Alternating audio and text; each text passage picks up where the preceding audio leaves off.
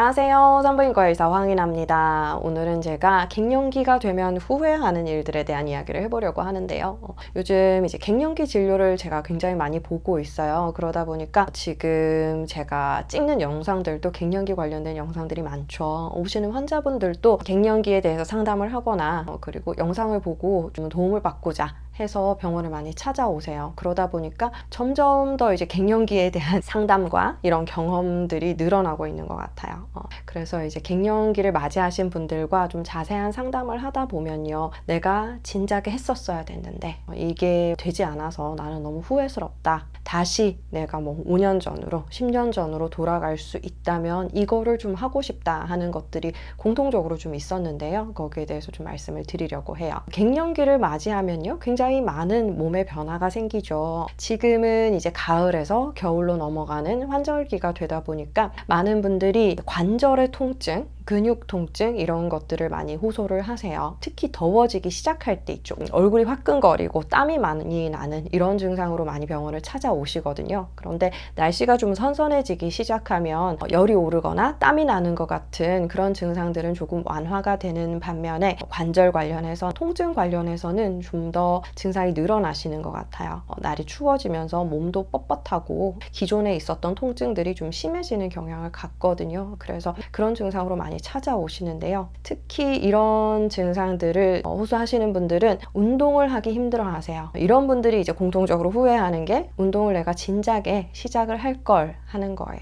운동은 굉장히 중요하죠. 앞선 영상들에서도 제가 굉장히 강조를 하면서 얘기를 했었는데요. 운동이 살을 빼기 위한 수단으로는 적합하지 않을 수 있어요. 왜냐하면 운동을 많이 해도 많이 먹으면 살이 찝니다. 그거를 많은 분들이 경험을 하고 있고요. 저도 개인적인 경험이 있어요. 그래서 내가 체중 조절을 해야 된다. 그러면 식단 조절을 먼저 하실 거를 권유를 드리고요. 운동은 그래도 내가 건강한 생활을 향유하기 위해서 좋은 몸 상태를 유지하기 위해서 꼭 필요한 거라고 생각을 하죠. 체중과 관련 없이 말이죠. 어쨌든 운동을 좀 일찍 시작했더라면 이렇게 고생하지 않았을 텐데 라는 생각을 많이 하세요. 이게 갱년기가 되면서 통증이 생기기 시작하면 운동을 하기가 더 힘들어지시거든요. 내가 체력이 떨어지고 몸이 힘들면서 점점 더 운동에 대한 필요성을 느끼시는데요. 막상 운동을 시작을 해보면 굉장히 힘들다는 것을 알게 돼요. 몸이 힘들어서 체력을 키우기 위해서 운동을 시작을 하는데요. 운동을 시작하는 그 시간이 굉장히 힘들거든요. 시작해서 며칠간, 몇 달간이 굉장히 힘들어요.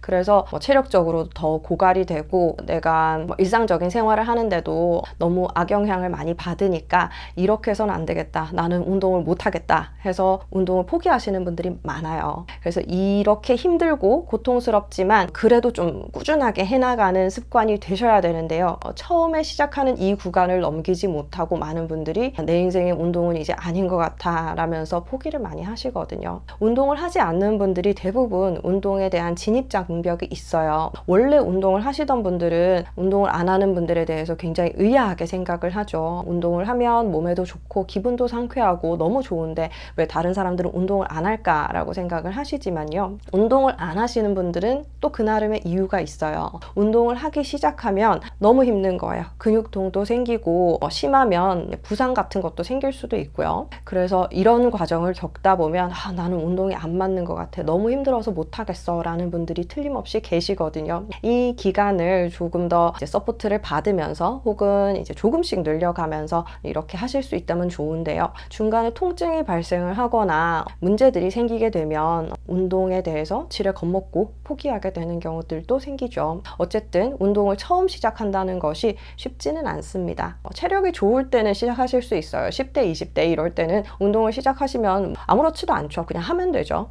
그런데 이제 40대 이후 그리고 50대에 접어들어서는 운동을 한다는 게 굉장한 도전이에요. 몸에 안 쓰던 근육들을 사용을 해야 되고 익숙지 않은 동작들을 해야 되고 그리고 체력적으로도 힘들고 통증도 수반이 되고 이러다 보니까 익숙하지 않은 분들은 굉장히 힘들어 하십니다. 그래서 이 구간을 잘 넘길 수 있으면 좋은데 안 되면서 이게 근육통이나 근골격계 통증 이런 것들만이 생기는 게 아니라요. 내 몸이 피곤하니까 방광염이라든지 산부인과 오시는 분들은요. 캔디다 질염이라든지 헤르페스라든지 이런 별 관련이 없는 것 같은 질환들 증상들도 쉽게 생기게 돼요.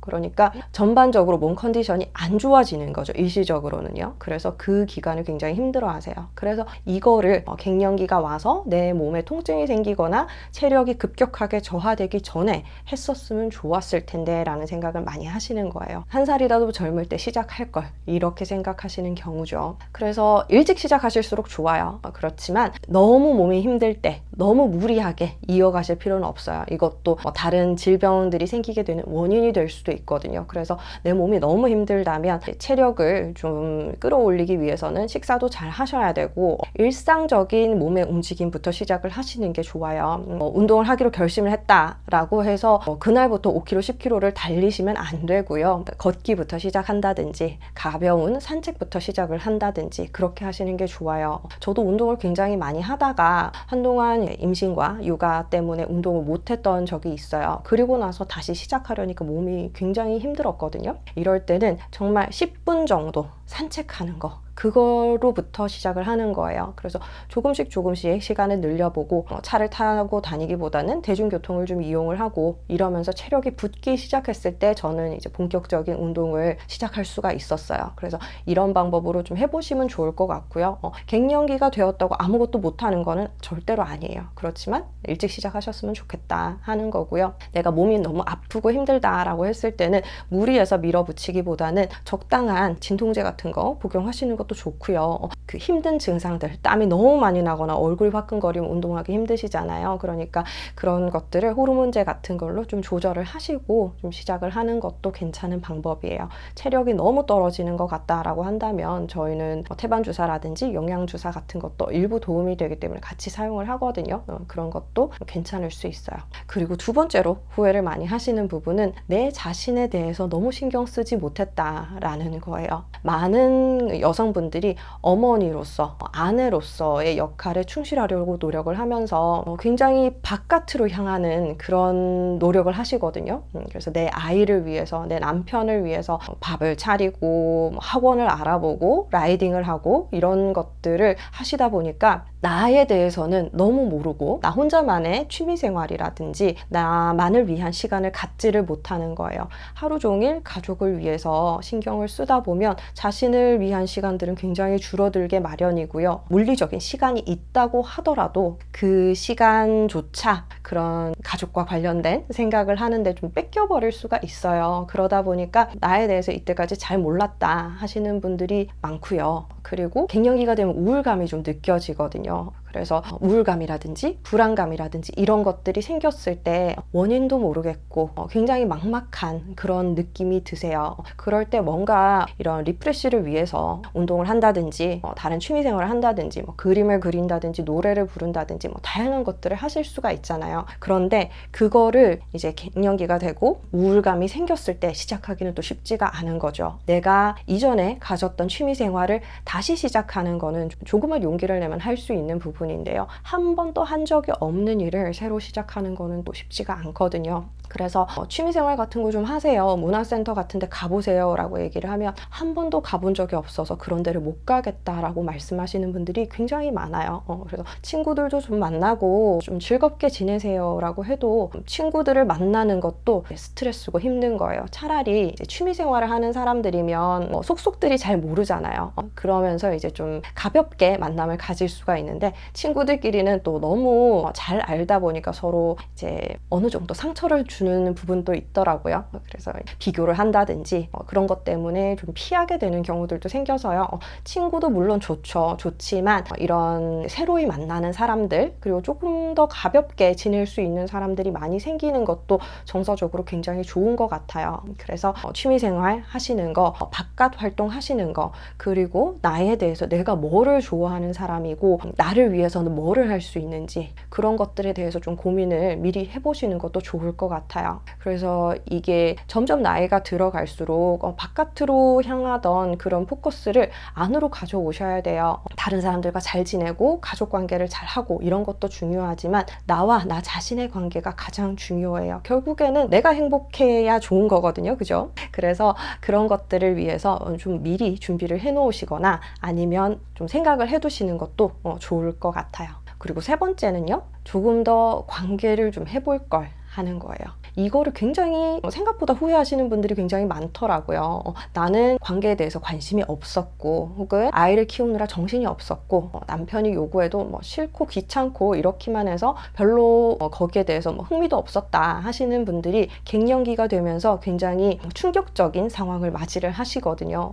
내가 이전에는 관계를 그렇게 하고 싶지 않아도 할 수 있는 상황은 됐어요. 불편하지는 않았어요. 아프지는 않았는데 갱년기가 되고 나서 질건조증이 시작이 되잖아요. 그러면 관계가 굉장히 통증이 수반되는 활동이 되고요. 그리고 아픈 것뿐만이 아니고 건조하고 이런 감각이 떨어지기 시작하면서 아무 느낌이 없는 상황이 찾아와요. 이랬을 때는 이것도 나름의 충격일 수 있죠. 성생활을 할 때 그래도 나는 뭐 어느 정도 기분이 좋았고 괜찮았는데 이 시기부터는 아무것도 못 느끼는 사람이 된 거예요. 그럴 때는 굉장히 충격적이기도 하고요. 이렇게 되기 전에 나는 좀 더 관계를 많이 했었어야 된다. 이런 얘기를 많이 해주세요. 이것만이 핵심은 아니겠지만 그래도 호르몬이 떨어지기 시작하면서 놓치게 되는 부분들 이런 것들에 대해서는 이전에도 충분히 자유롭게 즐기시고 즐겁게 지내시고 이럴 필요는 있는 것 같아요. 우리가 호르몬 치료를 하게 되면요. 어느 정도의 성감은 회복을 할 수가 있어요. 그렇지만 성욕 같은 부분은 어느 정도 한계가 있어요. 내가 폐경이 되고 나면 갱년기 이전처럼 배란기 되었을 때 성욕이 올라온다든지 관계를 할 때 좀 오르가즘을 잘 느낀다든지 이런 것들이 원활하지 않을 수 있다는 점, 그래서 미리미리 챙겨 두실 수 있으면 좋겠고, 이런 것들이 굉장히 걱정이 되고 불안하신 분들은 너무 늦기 전에 호르몬 치료를 같이 하시는 거를 권유를 드려요. 그러면 이런 문제점들을 좀 최소화할 수가 있거든요. 우리가 뭐 흔히 아는 질에하는 치료들 있죠. 질 성형도 그렇고 비비브 같은 에너지 장비들의 치료도 그렇고 어느 정도 질내 환경을 개선을 할 수는 있지만요. 내가 성생활을 하고 싶다라든지 어떤 기간에는 성욕이 생겨서 오르가즘을 좀 더 잘 느끼게 된다든지 이런 것들을 커버해 주지는 못할 수 있어요. 질내 환경이 좋아진다 해서 다 느낌이 좋은 건 아니실 수 있거든요. 그래서 치료를 하더라도 갱년기 즈음에 치료를 하시는 분들은 굉장히 좀 애매하게 생각이 돼요. 우리가 뭐 에너지 장비들을 사용을 하고 뭐 오르내샷을 주사를 하고 이러면서 당연히 느낌이 좋을 수 있는 상태로 질을 만들어 놓거든요. 그렇지만 호르몬이 부족하게 되면 그걸로 인해서 떨어지는 성감이나 이런 것들은 커버하기가 굉장히 어려울 수 있어요. 갱년기가 오기 전에 충분히 즐기실 수 있으면 좋겠고, 갱년기가 온다 하더라도 그거를 좀 최소화할 수 있는 방법을 찾아서, 우리 요즘은 너무 오래 살잖아요. 100세 시대잖아요. 60대, 70대에도 성생활 하시는 분들이 많이 있어요. 생각보다 많거든요. 그래서 지금 젊은 분들이 나이가 드셔서 50, 60대가 된다면 더 그럴 거예요. 그러니까 거기에 대해서 충분한 개념을 가지고 계셨으면 좋겠고, 미리 대비하는 거 중요할 것 같아요. 오늘은 갱년기가 되면서 많은 분들이 후회하는 3가지에 대해서 말씀을 드렸고요. 갱년기가 되기 전 잘 준비하셔서 건강하게 갱년기 지내실 수 있기를 바랄게요. 오늘도 영상 봐주셔서 감사합니다. 다음 시간에 또 봬요. 바이바이.